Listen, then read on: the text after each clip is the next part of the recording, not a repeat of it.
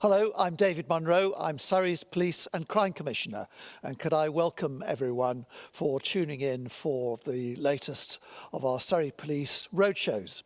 I'm going to talk for about 5 minutes, and then I'm going to hand over to Chief Constable Gavin Stevens, and then to Tandridge Borough Commander team, Sergeant Hayley Poulton. And then comes the most important bit, which is to hear your questions and comments and hopefully respond to them as fully as we can. Before I start, I'd like to mention, of course, COVID. It's been a difficult year for all of us. Hopefully we're on the last lap, but who knows? I'd like to thank the vast majority of Surrey people for behaving just magnificently in this very, very trying times. Surrey Police have been out there explaining, encouraging, educating, and that's been enough for Surrey people mostly. There has been a hardcore, I'm afraid, a minority of people who have not obeyed these literally life and death restrictions. And my message to them is, do toe the line, don't break the rules, and we will enforce if we have to. We hope we don't, but we will if there's no alternative. Right. I'm David Munro, Police and Crime Commissioner for Surrey. My job, in a sentence, is to hold Surrey Police to account on behalf of you, the residents of Surrey. And I can only do that if I know what you're thinking. And that's why this event and all the other engagement events we've been doing are so important. We want to know from you what you think we're doing right. I hope you agree we're doing a lot of things right, what we're doing wrong, and how things can be improved. I think we're doing a lot right, and I think we've got some solid achievements under our belt. Obviously, not complacent, we can always do better. But over the last 10 years, it's been a painful time. Too many cuts, too many reductions, and we've all felt that. But thank goodness, we've now got extra funding, and more officers and staff are now coming into the force. They're not all actually out there in our streets, in our communities, although some are, because a lot are still being recruited and in training. But we're on track for the pledges we made last year to raise the number of officers and staff in the force. And I'm very pleased that there's improved satisfaction amongst Surrey residents. You'll see on the slide we're in 7th place nationally. Well, of course, the force would like to be in number 1, but it's nice that we've gone up a bit, and I hope we go up further. And I'm particularly pleased that the satisfaction amongst victims remains very high, over 2/3. It's really rotten being a victim. You've got the original crime, which is a huge shock. And then you've got this sometimes painful journey to get justice. And it's so important that we stay with victims right through that journey. And I'm glad we do. Before I go on to the precept, I'd just like to mention what we did last year. Last year, almost exactly a year ago, we stood in front of residents and said, you give us a little bit of extra in the police precept, your council tax, and this is what we're going to do with it, and particularly to add substantial numbers of officers and staff to the force. And they will all be there on target by March. Not all paid for by the precept. Boris's 20,000 extra police officers, very welcome addition. They, of course, also joining the force, and we've heard from government that they will be giving us funding to do that as well. So together will make a substantial difference. And you'll see that a lot of the officers are really right down at local level. It's not all neighbourhood policing. One of the things that we all want to do is to help to improve the crime solving rate. I know Chief Constable will be talking about that later, so we're putting more resources in for that. It's not just people either. It's, as you can see from the slide, putting in a lot of more money, especially for my coronavirus support fund, helping lots of voluntary community organisations to help us get through this very, very difficult time. So, what's the deal? Government has allowed us to raise the council tax by 5.5%. And that's equivalent to £15 a year for an average Band D property. What you'll get for that is substantially more extra officers and front-facing operational staff, such as police community support officers. And together with the government funding, there'll be another 150 extra police officers, plus some staff, by March 2022. That will make a real difference to Surrey policing. More officers mean a greater effort on catching criminals, community reassurance. You will see more officers on the streets and communities around you, and will also be able to increase the crime solving rate. That's a great prize, but I really want to hear what you think later on this evening. I'll now hand over to Chief Constable Gavin Stevens. Thank you, Commissioner, and thank you to all of you for joining us online this evening. I really do appreciate you taking the time out and showing an interest in the policing of the county. And what a year it's been for us here in Surrey Police. But I believe even in times of uncertainty, we should be planning ahead for the future. And if you came along to one of these events last year, you told us loud and clear what you expected from Surrey Police, and we listened really carefully to that. And then in the early part of last year, I also consulted widely with officers, staff and volunteers that make up Surrey Police to seek their views too. And we started putting those views into a plan for the next 5 years. And then, of course, in March, the major incident was declared and we began policing the pandemic. So the planning went on hold for a little while until we got some respite over the summer, when we were able to consult with all of the partner organisations we work with and complete our planning. So in September of last year, we launched our commitments for the next 5 years. That's our commitments to you in the community, to each other in Surrey Police, and also to the future of the force. My commitment to you as well is to keep you updated on progress, and every quarter I'll give you an update as to the work that we're doing and the plans ahead.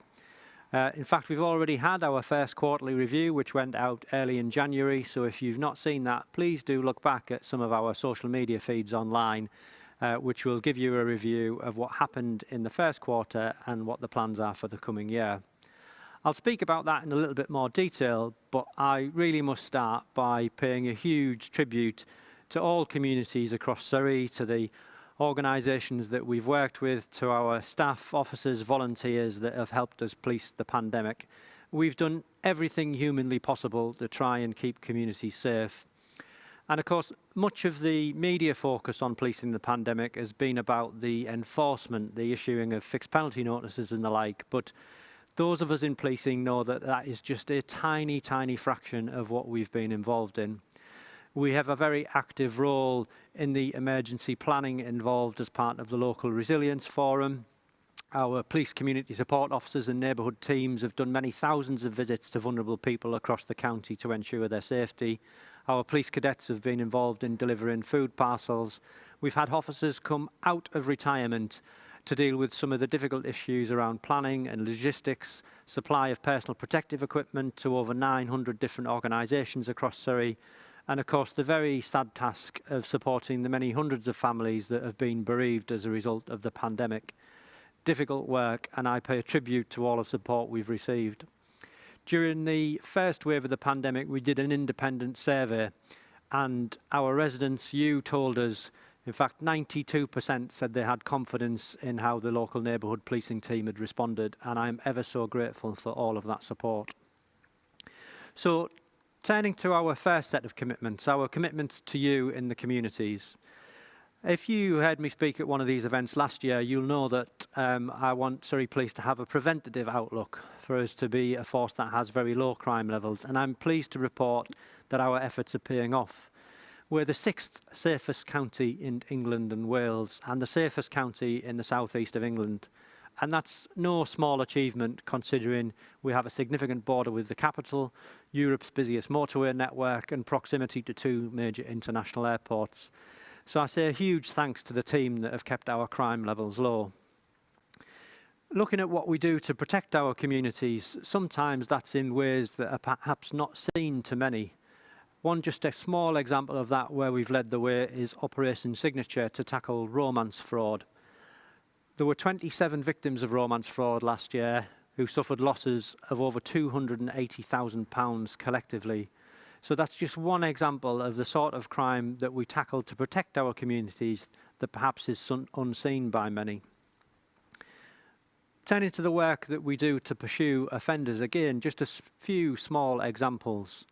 Operation Centurion is a drugs operation that we do together with the Metropolitan Police and other police forces across England and Wales, where through detailed investigative and technical work, we take out the drug supply head and the network on the street at the same time.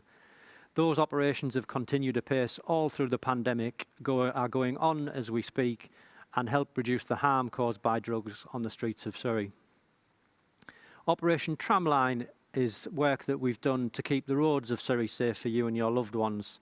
It gives us a HGV eye view of dangerous driving, and 305 motorists have been prosecuted as a result of that operation.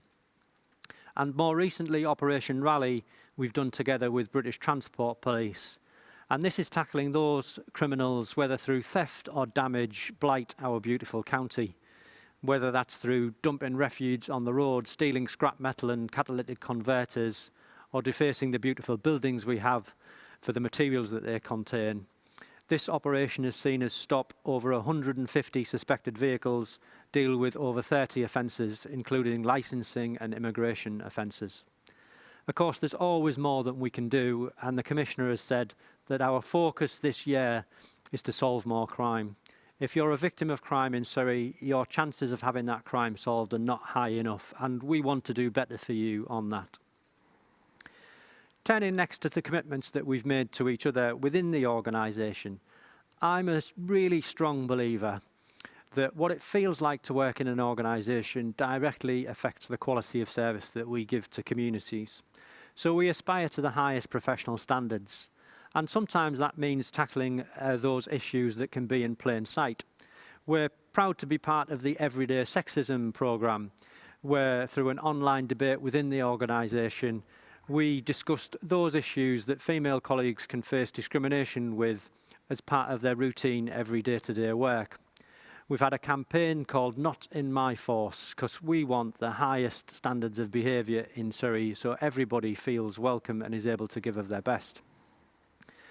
Of course, we take great pride in what we do too, and we celebrated Black History Month, welcoming back to Surrey Dr. Victor Elisa, who was the first black police officer in Surrey. The seminar that Vic did was joined by police services from all around the country, and the exhibition that we put together came out into communities so you could engage with that too.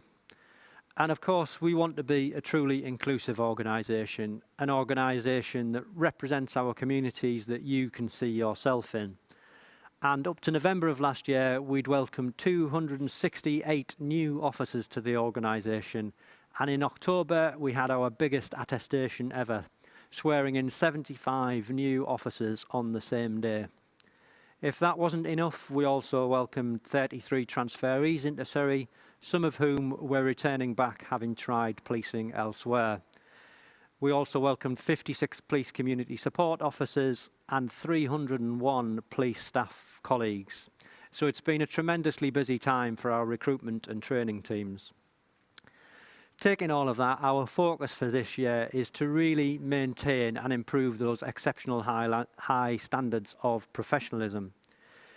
So our recruitment, our selection, our training, our continuous professional development is as good as it can be to make sure that we've got the skills to keep our county and you safe. Finally, looking at our commitments to the future of the force. You've already heard that I want this to be a really preventative organisation in outlook, and our new problem-solving team have oversight of over 350 problem-solving cases across the county. This is where officers and staff are trying their hardest to get to the root causes of crime and disorder problems, to design them out at source and keep us with those very low crime levels that we enjoy. We've done a great deal of work in partnership this year through the pandemic, with lots of organisations across the public, private and voluntary sectors, and I'm determined for that partnership work to endure beyond the pandemic. So by working together, we can do even better work to keep you safe.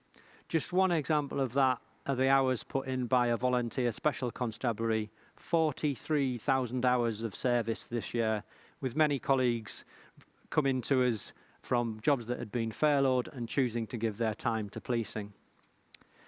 And then finally, I believe it's my role as Chief Constable to get the full potential from the organisation, not just from the colleagues that serve with us, but also from the information that we have and the technology that we use. This year, we've deployed a new body-worn video system. We have a new platform to manage all of our digital evidence, allowing you to upload material directly online to help us in our investigations. We have a new Digital 101 service, so 24/7, 365 days a year, you can contact us online and expect the same high-quality service as you do when you contact us on the telephone. And from a personal point of view, so as not to get rusty, I completed my TASER training course so that when I get out there with the teams, I can do my part in helping the teams to keep you safe. Of course, there's always more that we can do, and our focus for this year is to really make the best of all of the information that we collect to properly understand the policing demands that we face and make sure that the new investment that the Commissioner has spoken about and the new officers that are joining us are going exactly to the right places to keep this a county that is safe and feels safe too. And on that point, I'd like to hand over to Sergeant Hayley Poulton from the neighbourhood policing team over at Tandridge to give you a local perspective from there. Thank you, sir, and hello and welcome once again from me. As has been mentioned, my role is that of the sergeant within the Safer Neighbourhood team in Tandridge. So as well as my own neighbourhood specialist officers and my police community support officers, I work closely with the neighbourhood policing team who are responsible for providing the 24/7 emergency response cover across the borough. Collectively, it is our aim to make sure that Tandridge is as safe as it can possibly be. We want all of our residents to be able to live free from the fear of crime. Firstly, I want to talk to you a little bit about the borough policing within Tandridge. You can see there an overview of the makeup of the team. Now, if you follow us on social media, you will know that the Safer Neighbourhood team has recently had an uplift in staff. We've gained 5 police constables and 3 police community support officers just for Tandridge. And this is fantastic news for us, not just for us as a policing family, but for you as our community. We want to get back to being at the heart of the community so that we're out there engaging with people and so that you can see us. It will allow us to really understand the issues that you're facing and be able to put effective responses in place to tackle those. Now, we know that we need to be there to protect those that are most vulnerable in our community and to pursue those that expose them to harm. But we also want to be able to prevent crime. And that's where those other key elements of our team that you might not know about come into play. Our crime reduction advisor, our antisocial behaviour coordinator, our licensing officer, in addition to the proactive and reactive investigation teams that support us. Their work relies heavily on the information that you provide us, so please don't stop. You might not always see an overt response to the information that you give us, but it doesn't mean that we haven't taken it on board, and it doesn't mean that we aren't working on it. It's just that sometimes it forms part of a bigger picture, and it isn't until later that we can tell you how that has enhanced our work.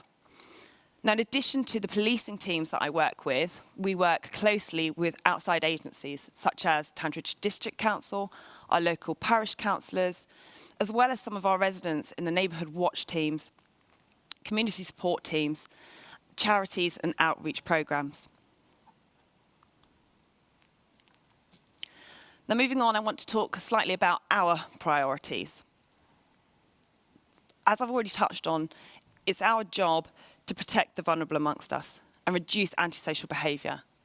Now, in Tandridge, we've recently had some successful applications to the Magistrates' Court, allowing us to put partial closure orders on addresses where antisocial behaviour has been prominent. And we have to apply for these, but once granted, they allow us to place prohibitions on the occupier, preventing them or named persons from entering the address, which reduces the risk of exposing other people to being victims of antisocial behaviour. In addition to that, reducing burglaries is one of our focuses. Now, this has been a priority for Surrey Police since February of this year. There is a team of dedicated investigators which have been reviewing every burglary that's happened on the east of the county. This is going to enable us to identify emerging trends and themes, and hopefully will put us one step ahead of the criminals. In addition to that, if you tuned into our Burglary Matters conversation in early December, you would have heard about the exciting new initiative, which is a super JAG, or joint action group. Now, this brought together local councillors, MPs, as well as the policing community, and together we shared information on how we can tackle this in partnership. So expect more updates from that soon. A few numbers now for you, some more pleasing than others. Now, this year we have had a 5.5% decrease in motor vehicle offences. However, we are aware of the continuing trend of catalytic converter thefts and the impact that this has on car owners as victims. There is ongoing work being done to address this, both locally, across the county, and in fact nationwide. So please continue to report any suspicious activity to us. Catalytic converter thefts happen so quickly, and that tiny piece of information that you might have could contribute to us catching those criminals. Antisocial behaviour also increased significantly this year. Now, unfortunately, we put a lot of that down to the lockdown periods, which happened early last year. That said, we still recognise the impact that behaviour is having on you as a community. As a consequence, we've started a new initiative in Tandridge to ensure that our response to all reports of antisocial behaviour is more robust and is consistent. And this has largely been possible due to the uplift in numbers that we have. The last number that you will see there is a decrease in burglaries. Now, we could also possibly put this down to the fact that people have been home during lockdown. But we could be more positive and look at it from the point of view that we've been working so hard to reduce burglaries by offering crime prevention advice and really getting you to know how to protect your home and property. Moving forward to looking at the year ahead, we want to continue to increase our crime prevention initiatives. We want to be able to continue to work with our partners in tackling those issues that we've already spoken about. We are going to be increasing our engagement between the police and the community, utilising those new officers and putting them back out on the street so that they can meet as many of you as possible. We are going to continue to work with our schools and educational facilities as soon as COVID restrictions allow. In the meantime, we will be contacting them via virtual means. Lastly, we want to ensure that our cross-border initiatives continue. Thank you for joining us. Thank you very much indeed, Hayley. We now come to the most important part of this event, which is to respond to your questions and comments, and we'll try to be as honest and detailed as we can.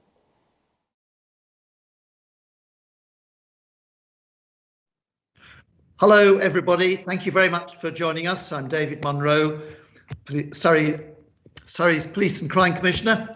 And you probably have guessed that those presentations were recorded a few days early, but we're here live. Can I first of all thank Sergeant Hayley Poulton for her excellent presentation on local events, but we're joined this evening by the Borough Commander Inspector Karen Hughes, and of course, Chief Constable of Surrey Police, Gavin Stevens.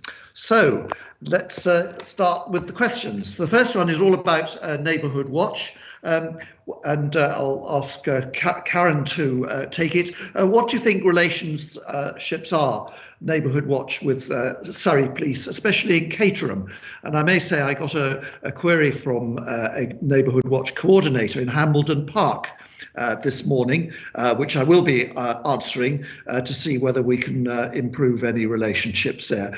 Karen, Neighbourhood Watch. Yeah, thank you, Commissioner. I'd like to think we have positive relationships with all our Neighbourhood Watch groups. They're a valuable asset within the community. I can't praise the work enough that they do. Like we've spoken before, is there more we can do to develop those relations? We do have a Neighbourhood Watch coordinator that works within our policing team, who sends out regular updates. So I'd be keen to sort of get together with the groups just to see whether any improvements can be made. But definitely happy if there are issues to take them outside of this forum. But yeah, thank you to all those that do such a brilliant job with all the groups out there. Very much so, and I know I speak for everyone in the force when I say that Neighbourhood Watch, fantastic organisation, and our heartfelt thanks to all the volunteers, especially the coordinators who do such a great job and actually help to keep our county much safer. So thank you for that. Now, a question on the level of engagement we were expecting this evening, and 109 people have actually registered to take part tonight. I don't know how many people actually signed on. There's normally a few people who drop out at the last minute, and that's roughly the same, or a bit higher actually than some of the other events. The more the merrier, up to a point. We normally take about 25 questions, time for that, so we can't have too many, because otherwise too many people are disappointed. But I hope all those people stay the course anyway. Now, question 3, what are the plans for a designated rural crime team? Sussex has one. Why hasn't Surrey? I think there's some good news in the offing. Chief, I'll leave that with you, though. Yeah, so we have dedicated rural crime officers at the moment, and also some dedicated rural crime police community support officers. We try to give coverage right across the county rather than having them corralled into a single team.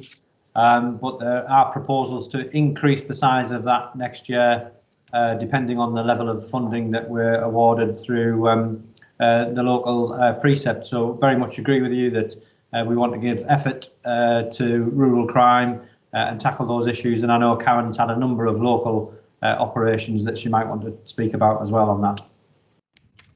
Yeah, thank you, Chief. Yeah, rural crime priority for us here in Tandridge.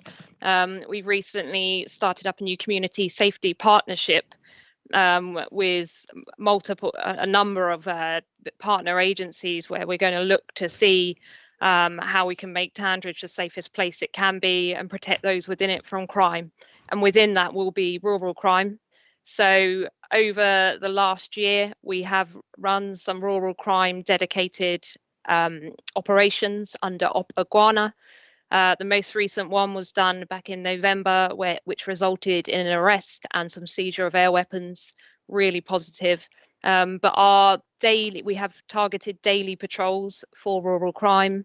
This includes a task into our uniform side of the business that's 24/7. And we're committed to tackling this form of crime.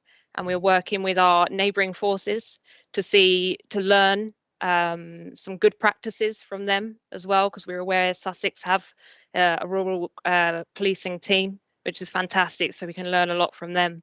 They were also involved in the joint operation. I think one of the issues with rural crime, a lot of it doesn't get reported. So one of my pleas to everyone out there is, if you're witness to it or if you see something suspicious, then please do report it. Thank you very much indeed, Karen. And I'm going to be recommending a precept to my police and crime panel. That will be next week, and I'm certainly going to put a rural crime extra resources there if they accept that. So there's good news on the way for rural crime. Now, question 4, hate crime, statistics for Surrey. Thank you for that question a bit earlier, because I know the Chief has actually got the answer. How many hate crimes in Surrey? How many have been solved? So the statistics for the financial year to date, so this leads up to the 24th of January, so just a few days ago, the up-to-date stats, we'd had 1,763 reports of hate crime. That's gone up during COVID, so across the force an additional 111 offences. I know Karen's got a local perspective on it too. Of those, we've solved 298 of them, so a solved rate of 16.9%. Good. Karen, what about locally? Yeah, so locally, compared to last year, there has been a slight increase of 6%. It is a priority over here at Tandridge to get those numbers down, reduce hate crime. We take it extremely seriously. One of the other areas of work when we talk about crime solving is to look at how long these investigations are running. And I'll be and that's a piece of work I'm going to be conducting to reduce the length of those investigations and make sure we're really taking positive and robust action early on to prevent this form of crime. Good, thank you. Hate crime is a despicable crime, and we need to stamp on it. And in Surrey, I know we're doing just that. Quite right too. And Commissioner, can I just say that a good resource for anybody concerned about this is to just search for Stop Hate UK online, and there's lots of advice and support there through Stop Hate UK. Great.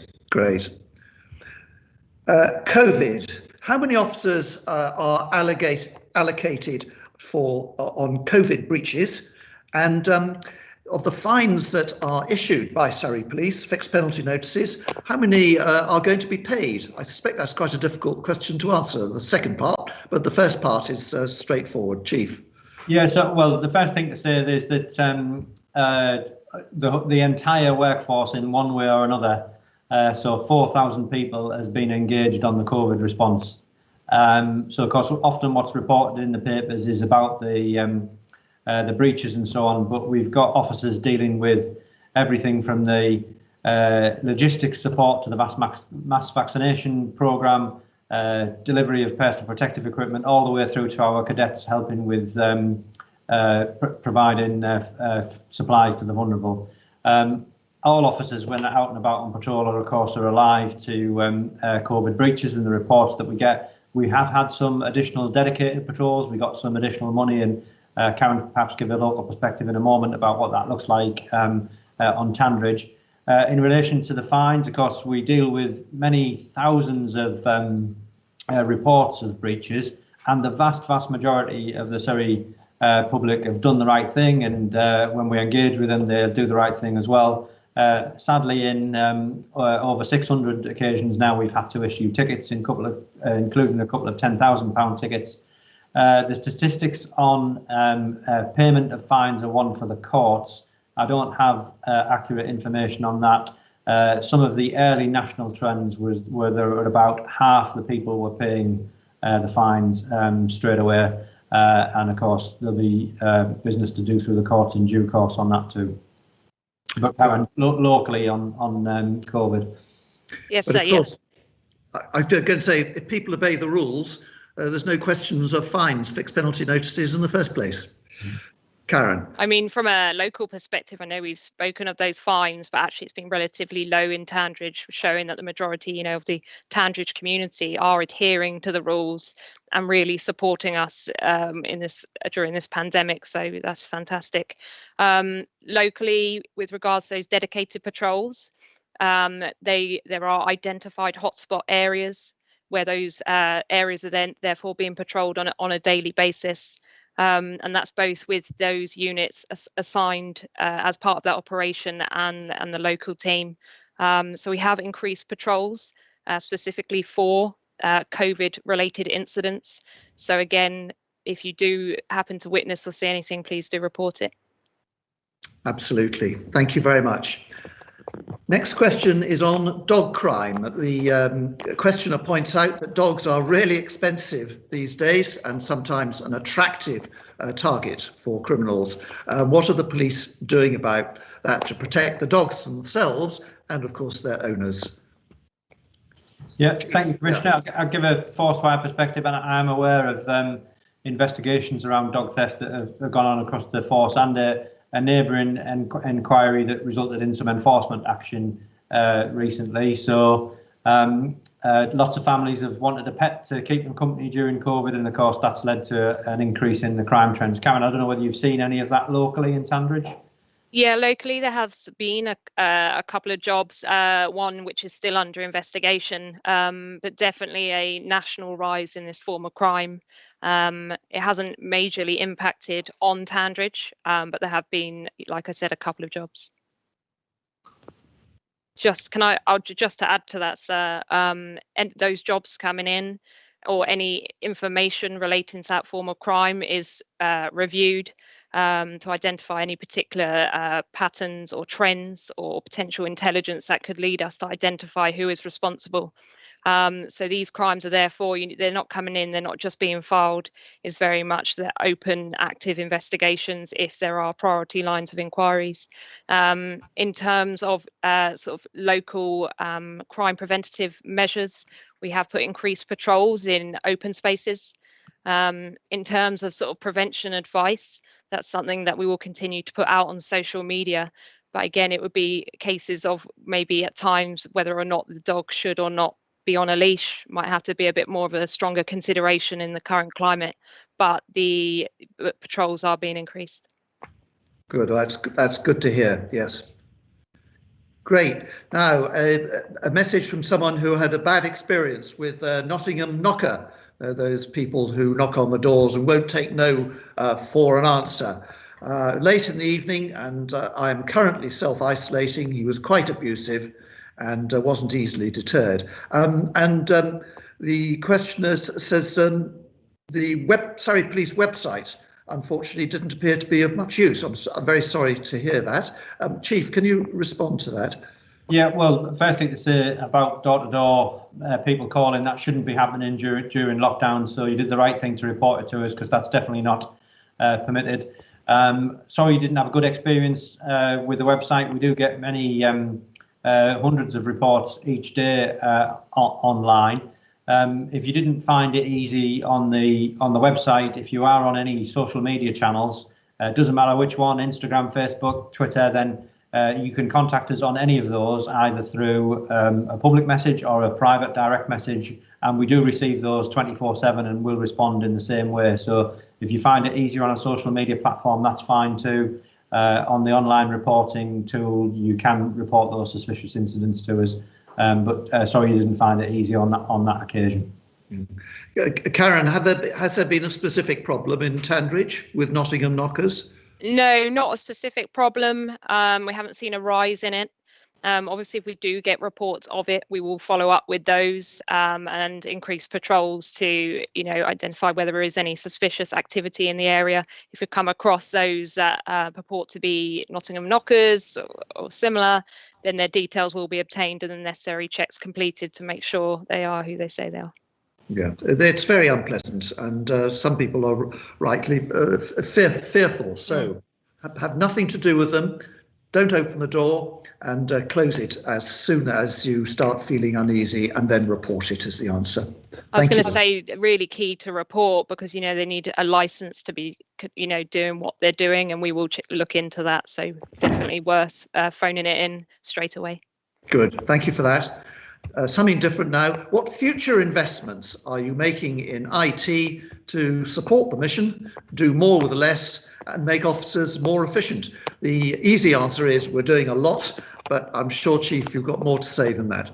Yeah, so I mentioned a few examples in the introductory presentation. So particularly in the course of the last year, we've invested heavily in a new body-worn video system, and a new cloud-based system for all of our digital evidence management, which has made a real difference.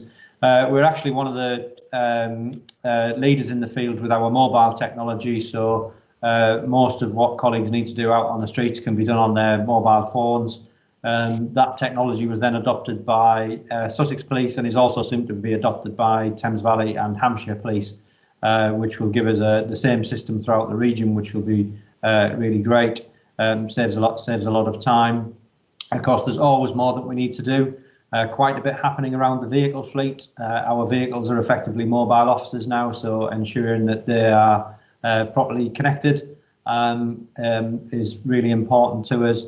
We've also got a new command and control system coming very soon for implementation, which will allow more ease of collaboration with colleagues across in Sussex to be able to support each other on managing calls and incidents. So that's just a flavour. I could probably go on, but conscious we've got lots of other questions too.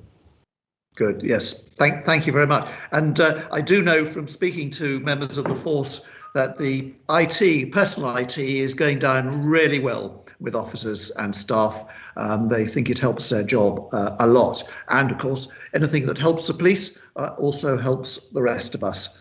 Great. Now, two questions, linked questions on catalytic converters, thefts, especially from constructors' vehicles, and what are the police doing about that? And to broaden the question, what can the community do to make themselves safer and the rest of the community safer? So it's a specific question and something more general. Yeah, maybe I'll start off with a few sort of headlines and ask Karen to give a local perspective. So one, we're pressuring the industry to do more on this because clearly there is vehicle design issues that the manufacturers need to pick up to make them more difficult to steal. So we're doing that at a national level because it needs to be designed out in the same way theft of stereos was in the sort of 90s and 2000s from cars. In terms of what to look out for, the question is quite right. Often it's brazen and people might put on a fluorescent jacket to purport to be a mechanic or a work person and be openly doing something on a car. Please challenge and report that because more than likely it's a theft in progress that we would want to get to very quickly. It's difficult to give specific advice in a generic sense, but you can find out exactly where your catalytic converter is on your car and make sure that that's parked closest to the curb or to a wall to make access difficult.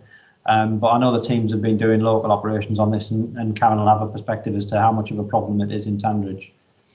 Yeah, thank you, sir. Yeah, I mean, so far since this year, there have been 5 catalytic converter thefts just in Tandridge alone. We are not alone, though. Obviously, there has been a national rise, and across the east, there's been a significant increase even since the start of this year. We have launched an operation across East Surrey called Operation Peanut, and this is about us tackling this form of crime.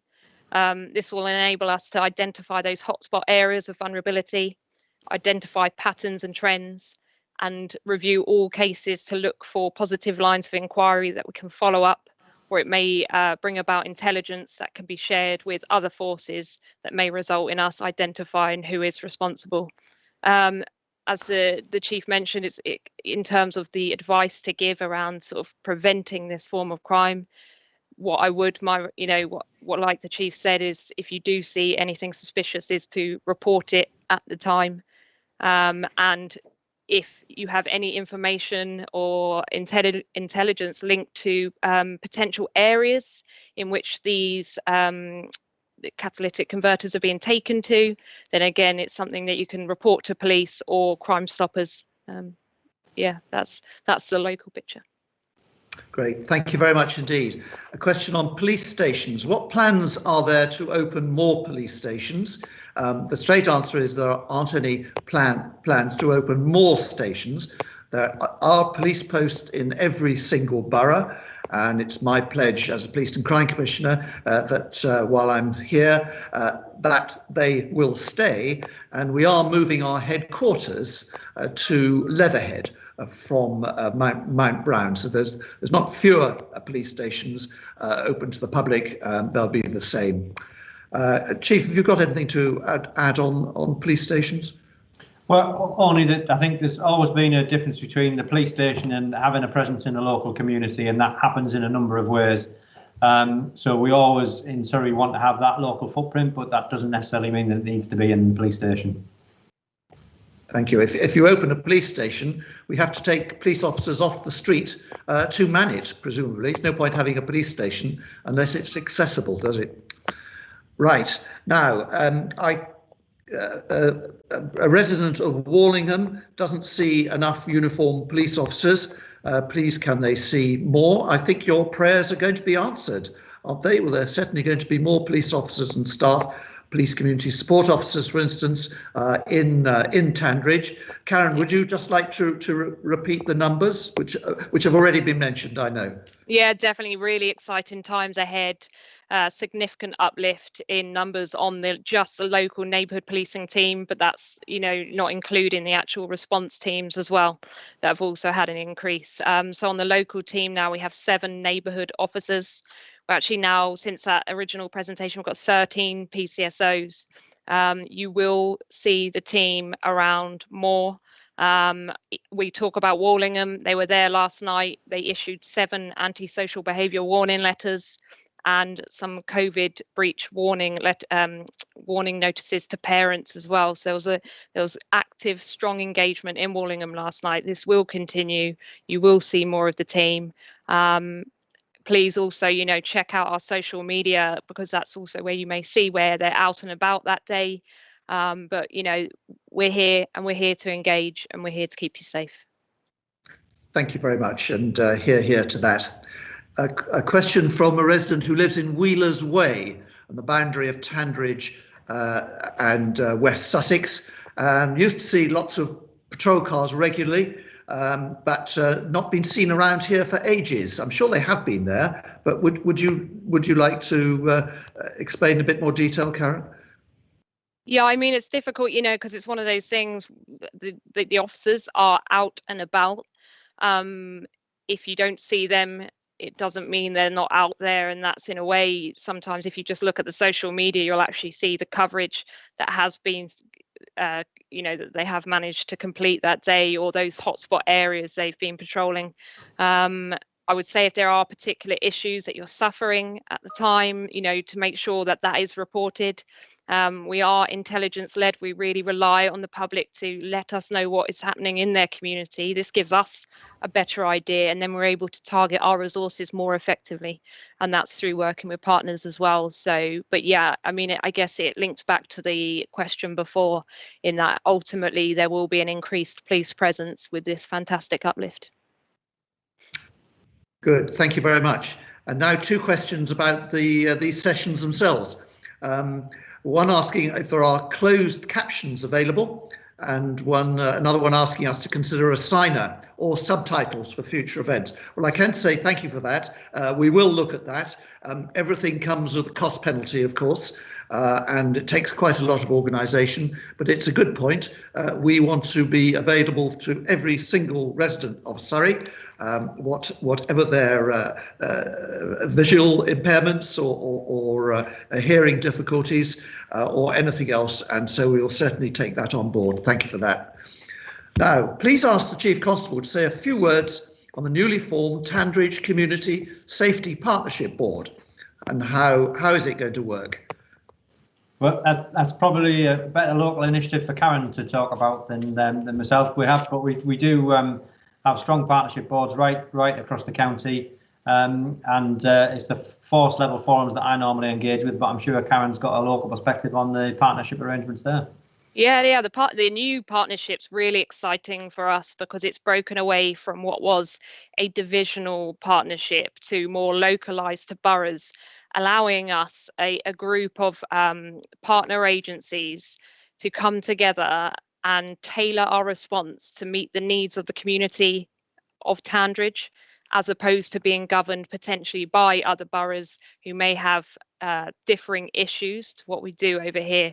So it's really exciting times. I will just go through some of the priorities that have been listed as part of that partnership work, and that includes domestic abuse, rural crime, ASBs, antisocial behaviour, and satisfaction within the community, making sure that you are happy with the response you're getting from police and partner agencies in how we tackle ASB and serious and organised crime. So looking at county lines, cuckooing, we will not have vulnerable people being exploited in Tandridge. Thank you very much. And I've got a legal responsibility for the oversight of these community safety partnerships. So I was very, very pleased to hear that. I haven't visited you yet because I haven't been allowed to. But as soon as the restrictions are eased, I want to go and say hello, thank them for what they're doing and just make sure that they're working effectively, which I'm sure they are. Right. Question 17, business crime. Where does it fit into the priorities? And is there any work being done to make it easier for businesses to report crime, such as shoplifting and antisocial behaviour? Well, it fits very high in my priorities. And in fact, I joined with my Police and Crime Commissioner colleagues just before Christmas of a campaign which was saying, please be kind to people behind the counter, retailers. They have a tough life at the moment when they're open. And so will shoppers please take that into account. But there's more to it than that, of course. Chief, what's Surrey doing about business crime? Yeah, well, we presented to one of your public performance meetings, Commissioner, on business crime recently. So if anybody wants to go back online and look at that, then there's the details of the paper we presented. We have a new force lead for the plan. So if this question's coming from a particular business group or area, then please do reach out. At the end of this session, there'll be an email address that you can make contact with us, and we can put you in contact with the lead. In terms of online reporting, I would say online is very easy. I've got it up on the screen in front of me now. So if you go to the Surrey Police homepage, there's a big button there that says report, and you get a drop-down menu which starts with crime and goes all the way through to breaches of COVID-19 and all the other different issues in between. So it's very convenient for businesses to do it that way. Of course, if it's a crime in progress and someone's at risk of getting hurt, then, you know, call it through to us straight away. Don't use the online system. But that's a good way for businesses to be able to do it. Also, with our new evidence management tool, the cloud, if you've got CCTV from the business of what's happened, we can now send you a link, so you can just upload that to us directly, and the investigator will be able to see it via that link. Thank you very much. Now, stabbings, very serious. People in Oxted shocked about the stabbing a few weeks ago, which could have easily been a murder. And how often do you find youths with knife? I'm not sure how much we can talk about the specific instance, because it's still work in progress, but we certainly want to talk about the shocking crime of stabbings. Karen, a local perspective, how safe is Tandridge? I'll tell you, I mean, there's actually been a reduction since 2019 in violent related offences with injury and without.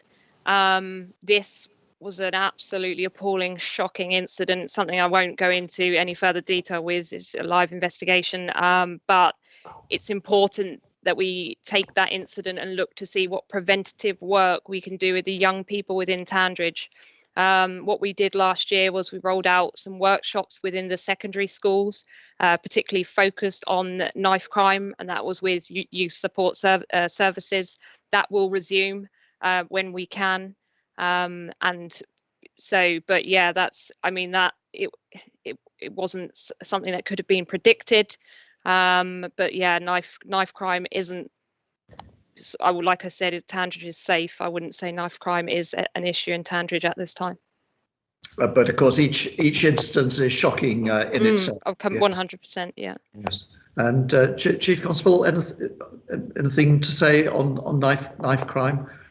Well, only that we're working very hard with colleagues in education as well, and the Fearless campaign to really try and stamp this out and get the educational message across. It's so destructive in our communities, and of course, you know, there's a lot of controversy about stop and search, but that's a tactic that we do need to use against this type of offending. So we will deal with it robustly too.